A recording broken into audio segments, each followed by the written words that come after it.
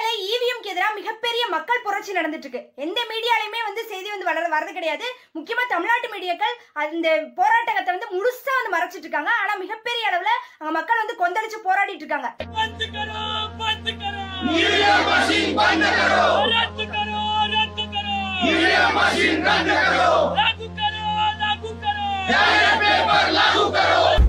Supreme court न्याय करो, देश हमारे साथ है। सुप्रीम कोर्ट न्याय करो, देश हमारे साथ है।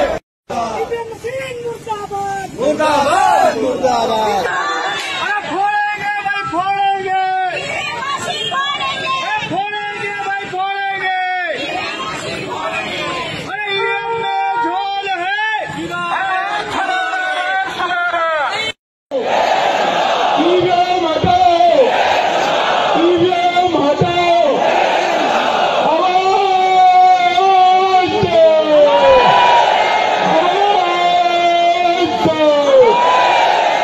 டெல்லியில மட்டும் கிடையாது, இந்தியா ஃபுல்லா மக்கள் நாக்பூர்ல கூடுறாங்க, யூபியில கூடுறாங்க, பீகார்ல கூடுறாங்க, லக்னோல கூடுறாங்க.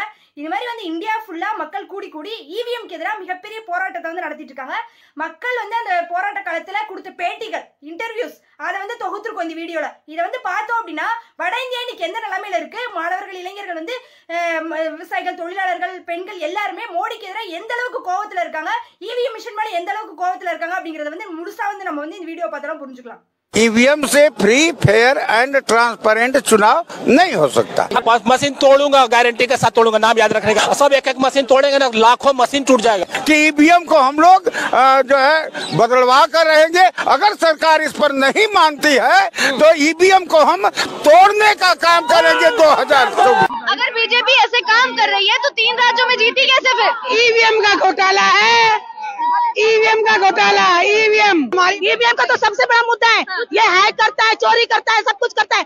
विज्ञान इतना डेवलप कर गया है, लाखों किलोमीटर दूर चांद पर जाने वाला उपग्रह को यहाँ से कंट्रोल किया जा सकता है, गाइड किया जा सकता है, हैंडल किया जा सकता है। कि जिस देश ने ईवीएम मशीन का आविष्कार किया उस देश में ईवीएम पर वोट नहीं होता, वहाँ बैलेट पेपर होता है, चाहे अमेरिका हो, इंग्लैंड हो, फ्रांस हो, जर्मनी। ये भारत को क्या जरूरत है?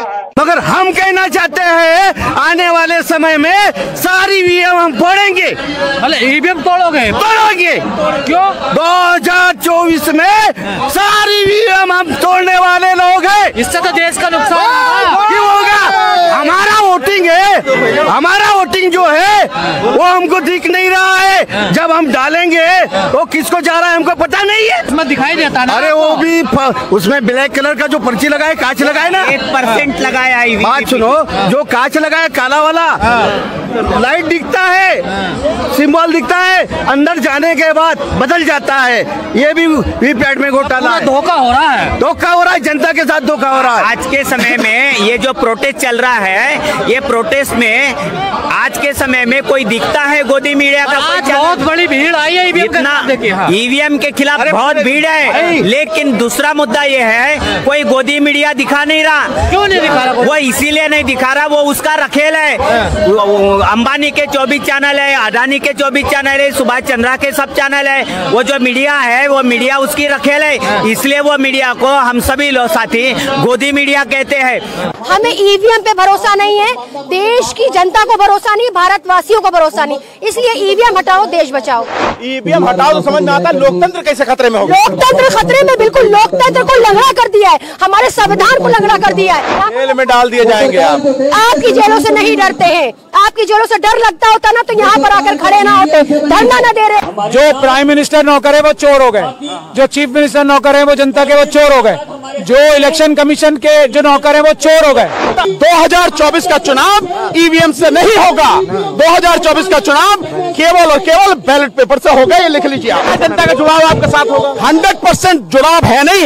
आज आप सर्वे करा लीजिए, पूरे देश में आप एक रेफरेंडम करा लीजिए, आपको पता लग जाएगी कि देश की जनता 100% हमारे साथ में है। आप लोग छोटे छोटे बच्चों को लेकर के आए हैं, धरना दे रहे हैं। राम राज में क्या अधिकार मांग रहे हैं? राम राज से सब थोड़ी ना होता है, हम लोग भी भूखे प्यासे मर रहे हैं। अगर हम लोग भी तो पूजा करते हैं भगवान की, हमारे भी बच्चे हैं छोटे छोटे, हमें भी अधिकार है। जितनी बहनें बैठी सबको अपने बच्चे पालने का अधिकार है, क्या इनको हक नहीं है? हम लोग मिल मिल के आए हैं, केवल आश्वासन। राम राज में दुबे जी को क्यों धरना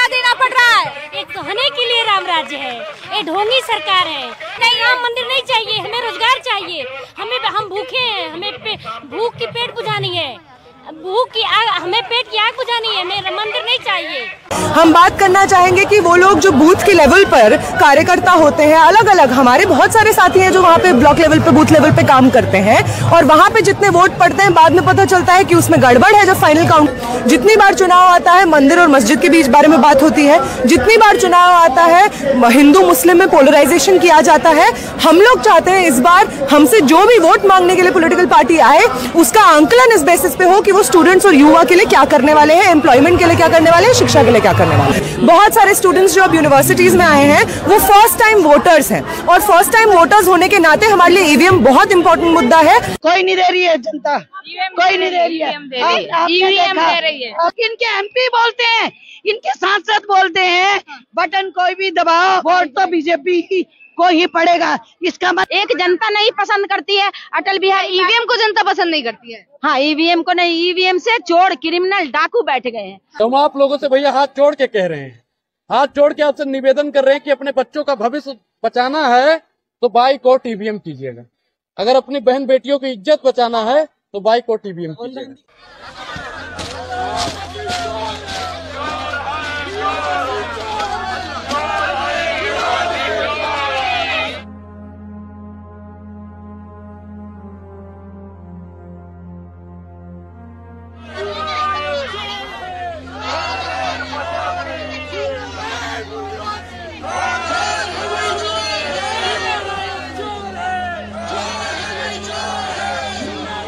நாக்பூர்ல மக்கள் வந்து இவிஎம் மிஷினை எரிச்சிருக்காங்க, டெமோ பண்ணி இவிஎம் மிஷின் வந்து எரிச்சிருக்காங்க. ஏன் வந்து அதை பண்ணியிருக்காங்க அப்படின்னா, அவங்க வந்து இவிஎம் மிஷின் வந்து இன்னைக்கோட மனுஸ்மிருதி, நவீன மனுஸ்மிருதின்னு சொல்லி ஒரு பேட்டி வந்து கொடுக்குறாங்க. இது வந்து கண்டிப்பா எல்லாருமே பார்க்கணும். ये आधुनिक मनुस्मृति है। जिस तरह बाबा साहब ने मनुस्मृति नाम की किताब जलाई थी, क्यों जलाई थी? क्योंकि मनुस्मृति के शासन था, मनुस्मृति का शासन था, और उस मनुस्मृति के किताब में एससी, एसटी, ओबीसी, माइनॉरिटी, अल्पसंख्यक, बहुजन समाज के खिलाफ में इतना घिनौना कानून था, क्योंकि वो अपना हक अधिकारों से जी नहीं रहे थे, उनको अधिकार नहीं मिल रहा था। तो बाबा साहब ने उस किताब को जला डाला। इसलिए जलाया क्योंकि वो किताब हमारे को मानव अधिकार नहीं दे रही थी। उसी तरह ये आधुनिक मनुस्मृति है, ये ईवीएम मशीन जो है ये आधुनिक मनुस्मृति है। और ईवीएम मशीन ने क्या किया? तो ईवीएम मशीन ने इस देश पर, इस बहुजनों पर, जो 85% बहुजन है, उन पर गुलामी थोपी है, और इसलिए इस ईवीएम मशीन को जलाना जरूरी है। मैं बताना चाहता हूँ, अगर ईवीएम मशीन 2024 में हद पार नहीं हुई तो ये यकीन के साथ मैं बताना चाहती हूँ कि देश में फिर से मनुस्मृति आएंगी, फिर से इस देश में गुलामी आएंगी, और हम अपना जो अधिकार है भी बोलने का, वो भी अधिकार नहीं रहेगा। इसलिए इसको जलाना जरूरी है। और बैलेट पेपर से जब तक के सरकार नहीं बनेगी तब तक के बहुजन समाज इस देश में शासन करता नहीं बन सकता, और इसलिए इसको जलाना जरूरी है। ஹைகோர்ட் அட்வொகேட்ஸ் வந்து நாக்பூர்ல வந்து போராட்டம் பண்ணியிருக்காங்க. இவிஎம்க்கு வந்து பாட கட்டி இருக்காங்க. இவிஎம்க்கு பாட கட்டி மிகப்பெரிய பைக் பேரணி வந்து நடத்திருக்காங்க. ईवीएम मशीन चोर है, ईवीएम मशीन चोर है। देश बचाओ, देश बचाओ, होश में आओ। गली गली में शोर कि ईवीएम को बंद करके बैलेट पेपर की मांग पूरे देश भर में हो रही है, और उसी को लेकर के आज नागपुर से संविधान चौक में बहुत बड़ा आंदोलन वकीलों के द्वारा चलाया गया है।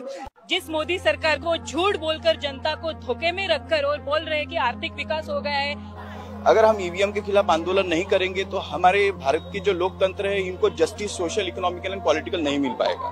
ईवीएम से निष्पक्ष चुनाव नहीं होते, सारे विकसित देशों में बैलेट से चुनाव होता है। लोकतंत्र में जनता ही सर्वोच्च होती है, सुप्रीम होती है। अगर उनका कहना है कि ईवीएम में गड़बड़ी है और पूरे देश में से ये हमको न्यूज दिल्ली आ रहा है कि यहाँ पे गड़बड़ी, वहाँ पे गड़बड़ी, खुद का ही वोट नहीं मिल रहा है, तो ऐसी स्थिति में जब पूरी संदेह की स्थिति बनी हुई है पूरे देश में, तो ये जरूरी है कि ईवीएम को हटाया जाए। ஜனவரி 26ஆம் தேதி நாக்பூர்ல வந்து மக்கள் எல்லாருமே ஒன்று சேர்ந்து, நிறைய அமைப்புகள் ஒன்று சேர்ந்து, நாங்கள் வந்து கான்ஸ்டியூஷனை பாதுகாக்கணும், எங்களுக்கு வந்து சகோதரத்துவம் தான் முக்கியம், RSS நினைக்கிற மாதிரி, பிஜேபி நினைக்கிற மாதிரி, பாசிச கும்பல் நினைக்கிற மாதிரி எங்களை நீங்கள் வந்து துண்டாட முடியாது, நாங்கள் எல்லாருமே சகோதரர்கள் சொல்லி எல்லா மதத்தை சேர்ந்தவங்களும், நிறைய அமைப்புகளை சேர்ந்தவங்க, சாதாரண பொதுமக்கள் எல்லாருமே சேர்ந்து நாக்பூர் நகரம் முழுக்க பைக்ல, கார்ல தேசிய கொடி வச்சுட்டு மிகப்பெரிய பேரணி வந்து நடத்திருக்காங்க. நாங்கள் வந்து அரசியலமைப்பை பாதுகாக்கணும் அப்படிங்கிற அடிப்படையில் வந்து பேரணி வந்து நடத்திருக்காங்க. EVMக்கு எதிராக வந்து அதில் வந்து பேசியிருக்காங்க. EVMக்கு எதிரான பேரணி அதில் வந்து நடத்திருக்காங்க.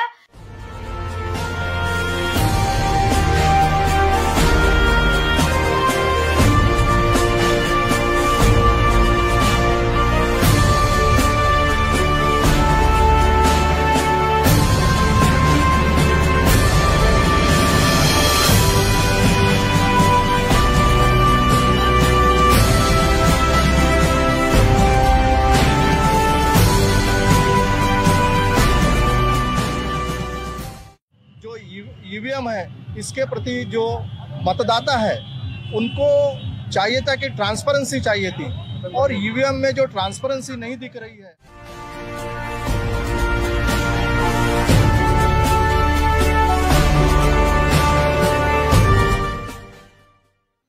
இந்த அளவுக்கு ஒரு மிகப்பெரிய மக்கள் புரட்சி வந்து இந்தியாவில் நடந்துட்டு இருக்கு. தமிழ்நாட்டு ஊடகங்கள் முழுசா மறைக்கிறாங்க. ஏன் மறைக்கிறாங்கன்னு மக்கள் யோசிக்கணும். 2024 வந்து EVMல வந்து எலெக்ஷன் நடந்துச்சு அப்படின்னா அதுக்கப்புறம் எலெக்ஷன்ங்கிறதே கிடையாது. ஏன்னா திரும்பவும் வந்து இவங்க பாசிச கும்பல் ஜெயிச்சு வந்துட்டா இந்தியாவில் ஜனநாயகம் இருக்காது, எலெக்ஷன் நடக்காது, மிகப்பெரிய காட்டுமிராண்டி தடுத்து நம்ம வந்து சந்திக்க வேண்டியிருக்கும். அதனால நம்ம எல்லாருமே EVMக்கு எதிராக, மோடிக்கு எதிராக தைரியமா நின்று போராட வேண்டிய காலகட்டம் இது.